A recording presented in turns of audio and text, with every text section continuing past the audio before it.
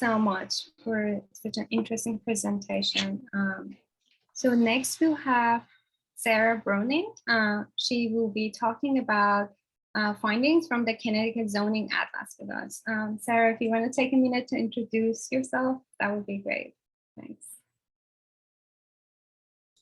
Sure, thank you so much. And hi, everybody. Hope everybody's doing well. I'm going to talk a little bit about really two topics. The first is the zoning advocacy effort in Connecticut. That's really a complement to Jesse's presentation. And then this data initiative that was just floated. So the National Zoning Atlas being something that I just announced today on Twitter as the outgrowth of the Connecticut project. We've sprawled outward, no pun intended. All right, so you already know zoning is the gatekeeper to new housing. It can be a problem, but it can also be a solution. And that's really what we started with at when we started DeSegregate Connecticut in June 2020. And so I know today I don't have a ton of time to talk about the entire evolution of that effort and what was accomplished. This is some of our team members, lots of young people. We had a huge coalition that promoted zoning reform in Connecticut of about 80 nonprofit organizations, more now, I think. We did a series of events trying to educate people about zoning, webinars, short videos, promoted videos, using Twitter, collaborating with Abundant Housing Massachusetts and other groups on panels like the one you see on the lower right. And working with data groups like on this health equity, mouse is going wild, announcement that you see on the bottom left, and the links between zoning and health. Our videos are online at desegregate.ct.org/videos. They're really great. They're snippets about how individual people in Connecticut who were willing to be on a video, how they experience zoning and what impact zoning has on their lives. We did a zoning workshop to really try to bring things home. We've done walk audits as well. We've done rallies. And the long story short, about a year and a day actually after we first met as the group that would become DeSegregate Connecticut, we did pass statewide zoning reforms. And so I just mentioned all of the advocacy and the various different, the team members and the various different things that we did to say that in Rhode Island, you have a chance to build something very similar. You're a similarly sized state to Connecticut, maybe a little smaller land-wise, but you're right in there with the Connecticut's and Massachusetts. So I hope that gives you some ideas about tools for advocacy. But I wanted to focus in on a key tool that we used both to advance advocacy and also to know what we were trying to ask for. And that tool is the Connecticut Zoning Atlas. So in a nutshell, the Connecticut Atlas translates and standardizes zoning information into a unified public interface. And that's really important because for all of our talk today about zoning particulars, we're probably talking to an audience that knows what zoning is. So at least they have some idea about why they're here and maybe has some even much more expert level of expertise when it comes to zoning. But most people don't really. And if you pick up a 200-page zoning code, it's pretty impossible to read, even if you are an expert, much less trying to figure out how zoning codes are similar from one jurisdiction to another, how they're similar and how they're different. In Connecticut, the Zoning Atlas covered virtually every inch of the state. There are 169 towns. We found out that there were 180 zoning jurisdictions, and I put zoning in quotation marks because there are two places with subdivision regulations, but they function as zoning because they regulate uses and lot sizes and everything else. So those two towns are included in our Zoning Atlas too. We have 2,600 zoning districts, over 32,000 pages of zoning text that we read across these 180 jurisdictions. And we produce what's called the Connecticut Zoning Atlas. And maybe I can put in the chat here so you can follow along where that atlas lives. So it's zoningatlas.org/Connecticut for anybody who happens to be listening to this later. All right, So when you get to this page, you will see that you can select options as just a general member of the public. If you want to see where single family housing is, you click there. That's what we've chosen here. The land meeting any particular criteria that you select will show up in purple.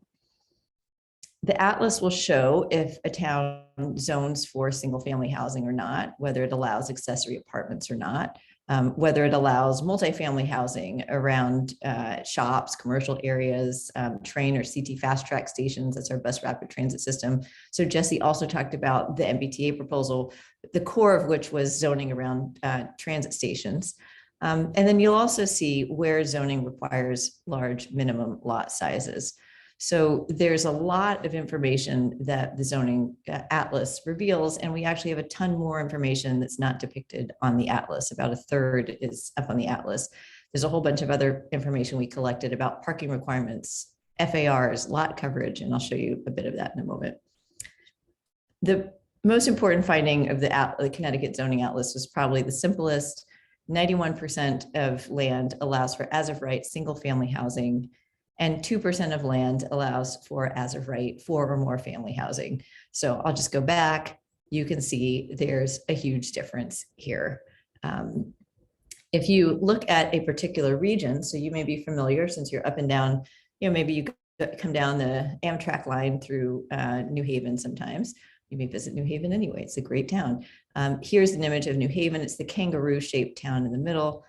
That's one family housing. This is now 2 family housing, 3 family housing, and 4 family housing. So if you're familiar with the area, you know that New Haven is a central city, and the surrounding suburbs are much more suburban in feel. They have much larger lots, more single family zoning. And here the zoning atlas for the first time allows you to easily visualize the single family, 2, 3, and 4 or more family zoning in just a few simple clicks. It's not just about the number of units that towns allow. I call it zoning by 1,000 cuts, where the zoning code chips away at the availability of housing and in so many different ways. So I detail, by the way, a bunch of the information that we glean from the Connecticut Atlas, just in terms of how many districts do what. In a paper, it's called Zoning by 1,000 Cuts, and it's up on SSRN. And I'll put a link to that too, if you're interested in getting a whole bunch of details. But that paper shows not just the number of units, but it chronicles how many jurisdictions require public hearings before housing will be allowed, how big minimum lot size requirements are, maximum density requirements, minimum unit areas, minimum parking requirements, affordable housing code definitions, and maximum numbers of bedrooms, and caps on the number of units as well. So you have towns that will say, oh, we allow multifamily housing, but they'll cap it at 6 units or 8 units. So it's not the kind of density or permissiveness that once you get really down into these details or into these 1,000 cuts. From the Connecticut Atlas, DeSegregate Connecticut, as an advocacy group, has mined the data to try to produce a series of reports, and I encourage you to find those. So that's just desegregate.ct.org.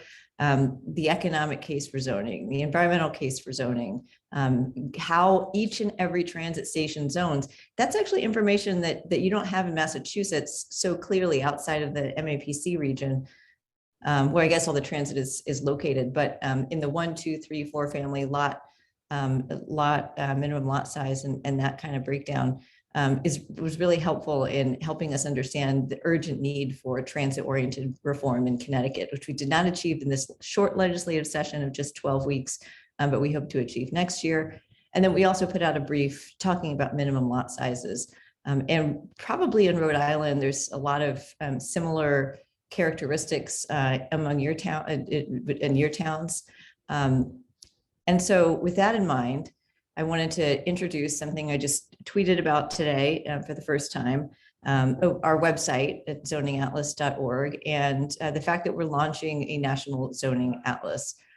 Projects that are underway, not just in Connecticut, but a variety of state projects will be using this how-to guide that we created We've put it out in December, we revised it in March, we revised it again in April. And this latest edition actually has both instructions about how to create, what to do with the geospatial files, but also how to create maps and yourself. Although ideally, we will be able to fund a centralized effort through the National Zoning Atlas Project, so not every group has to. And so my pitch to you today is whether folks on this call, whether Rhode Island will join Connecticut, Hawaii, Montana, New Hampshire, New York, and Ohio, who have all committed to zoning atlases, and other states that are on their way, but just haven't put up pages for them yet, but hopefully they will be announced soon. And it's really, really exciting to see so many teams get on board, so many efforts simultaneously happening in a way that will really harmonize data across not just regions, but across state lines. And hopefully at some point we'll have a really solid foundation for a national atlas. So with that in mind, I will say thank you. Happy to connect on Twitter or otherwise, and I will turn it over to Noah.